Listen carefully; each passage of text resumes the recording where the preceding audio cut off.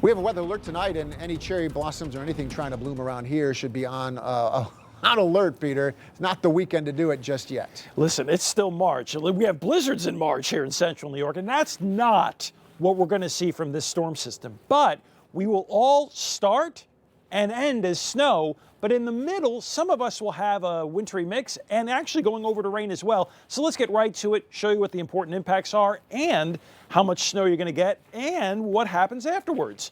So we had a little teaser this morning where we had a bit of snow that went through the afternoon. It's still happening to our north, but the real stronger system with an oomph of steadier widespread snow, that starts coming in this evening with the strongest precipitation happening starting around 10, 11 o'clock, going through the middle of the night, going through early to mid-morning before it tapers off midday, early afternoon from west to east. So if you're driving, especially overnight during that kind of midnight hour, 11, it's going to start getting a little bit worse. And then during the wee hours of the morning, those of you that have all snow, it's going to be a little rough to drive. Not impossible, but impactful. I mentioned that wintry mixed rain line. It's still a tough forecast. It almost always is. We do have a bit more confidence on who's going to get what, but there's still some wiggle room. And late tonight through early tomorrow morning, the best chance of going over to rain would be southern and southeastern sections of central New York. As I've mentioned before, everybody ends as snow before we dry out Saturday afternoon.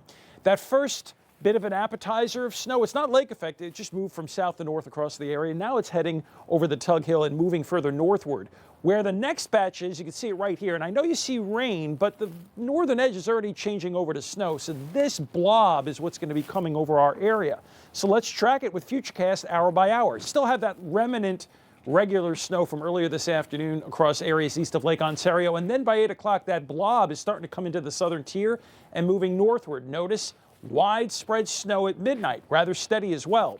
There's the rain-snow line trying to move northward.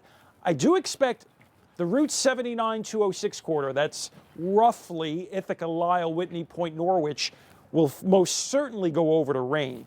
I have a feeling we'll probably have some rain even as far north as Tully, Kaz.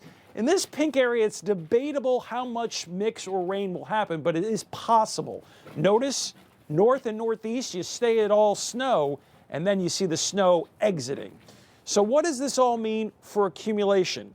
I have updated this map looking at a plethora of computer model information, intuition, and the whole thing, and my experience. And this is what I'm going with as a total. I'll step out of the way so you can see the whole map, and then I'll step back in. So you see some spots are at 0 to 1. That is like, basically, after all is said and done, let's say you close your eyes, you woke up midday Saturday, what's going to be on the ground? Best chance of an inch or less, gray. 1 to 3 inches in the light blue, 3 to 6 dark blue, 6 or more in the white, 10 or more, that's mainly Adirondacks. Zooming in for a closer look, and also notice this box here as I step away. So let's just take the Syracuse area where I have 3 to 6. It says surface differences in accumulation. It wouldn't surprise me if roads are closer to the lower end and lawns and trees, vehicles, that kind of thing, trees, vehicles, lawns, that kind of stuff has more. So let's say closer to the higher end amount.